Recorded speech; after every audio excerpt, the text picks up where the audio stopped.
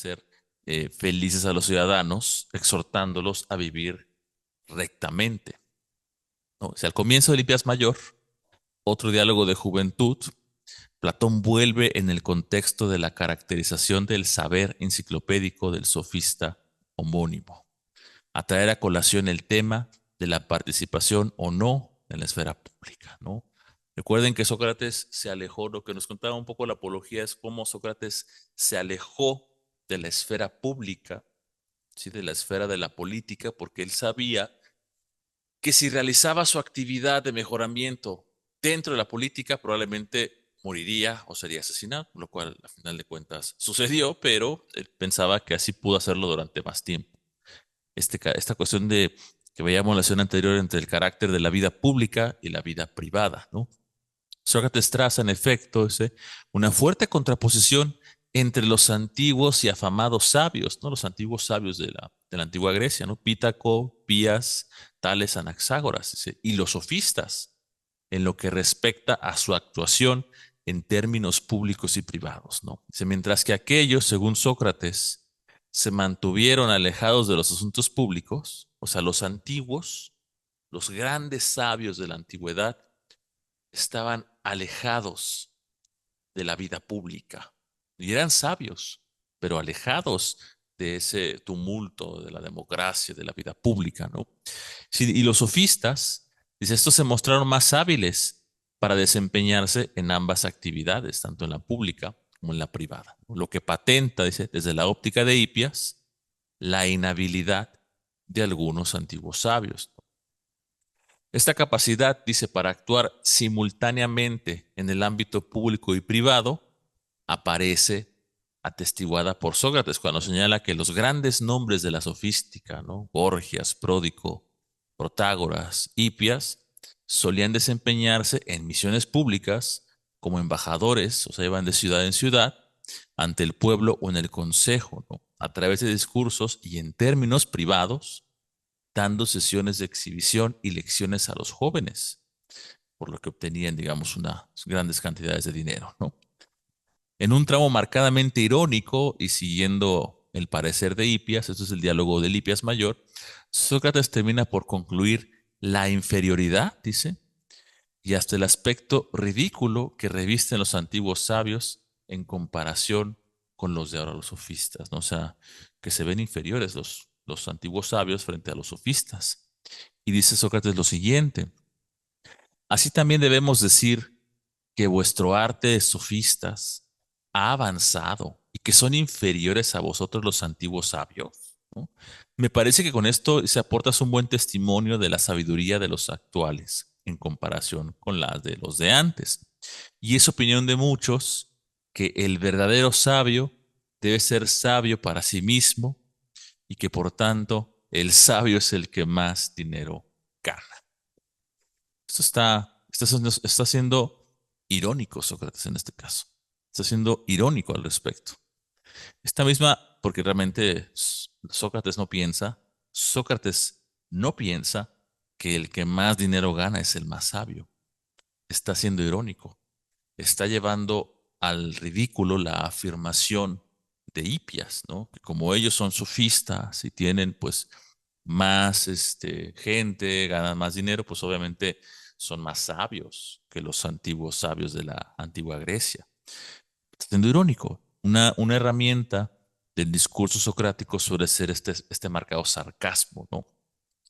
Dice esta misma afiliación y superioridad de la sofística respecto de los sabios de antaño, los cuales por temor a suscitar envidias, rencores y represalias, disimularon u ocultaron a través de la poesía su condición de sofistas, ¿no? O sea que no se presentaban como los sofistas haciendo este alarde de que yo soy sabio y yo voy a enseñarles la verdad. No, no, no, los antiguos sabios eran mucho más retacados, más disimulados y ocultaban esta sabiduría, ¿no? Porque por temor a represalias, ¿no? Causar ese tipo de rencores y envidias en la gente, ¿no? Pero al final de cuentas, dice Sócrates, también serían sofistas, pero no lo hicieron de una manera pública, como sí lo hacen los sofistas. Mm.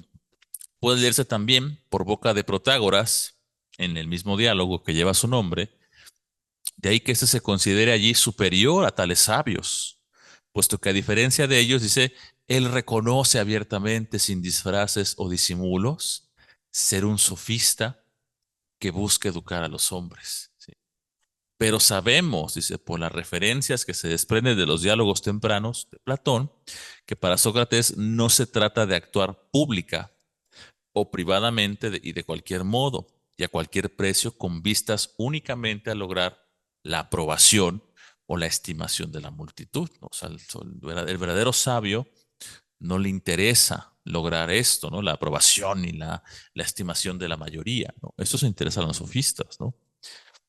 Una prueba de ello, dice aquí, es que los que Sócrates llama antiguos sabios nunca juzgaron conveniente, a diferencia de los sofistas, cobrar una remuneración por sus lecciones, ni tampoco hacer exhibiciones de sabiduría frente a cualquier clase de hombres. O sea, no cobraban por lo que ellos sabían, pero tampoco estaban ahí exhibiéndolo en la plaza pública y presentándose a todas luces, a plena luz del día y alardeando ser maestros de la sabiduría, como si lo hacen los sofistas. Esa era la diferencia entre los antiguos sabios y los llamados sofistas. Lo que se trata, dice entonces, es que la sabiduría que uno detente, que uno tenga, ya sea en términos públicos o privados, sirva para hacer mejores a los hombres y especialmente a los jóvenes, dicen lo que toca por la adquisición de la virtud, ¿no? Virtud es una palabra muy importante, ¿no? En la antigua Grecia, que se da, la virtud se da en el carácter, ¿no? Virtud o quizás sería mejor traducir como excelencia, ¿no?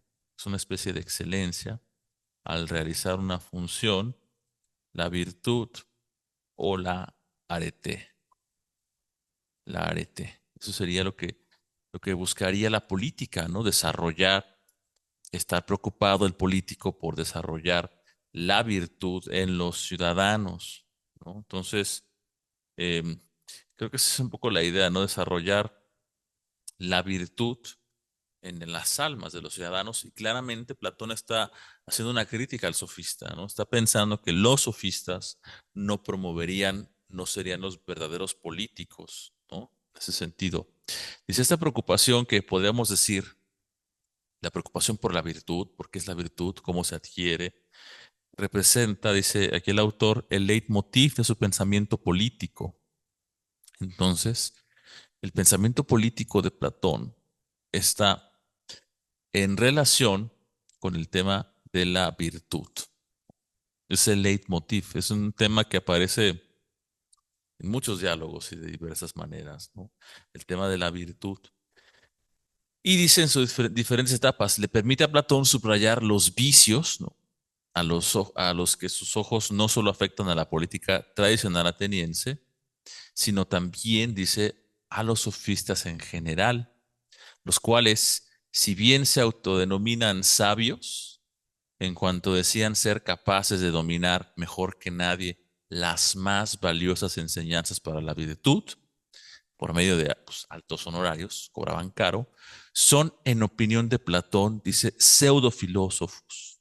O sea, los sofistas son unos pseudofilósofos por cuanto se preocupan de lo más importante, que sería la verdad. Sí, los sofistas para Platón, tal como aparecen en los diálogos de Platón, no tienen un verdadero interés por la verdad, sino que los intereses de los sofistas son simplemente pragmáticos, ¿sí? Y en ese sentido no pueden ser los verdaderos educadores de la juventud.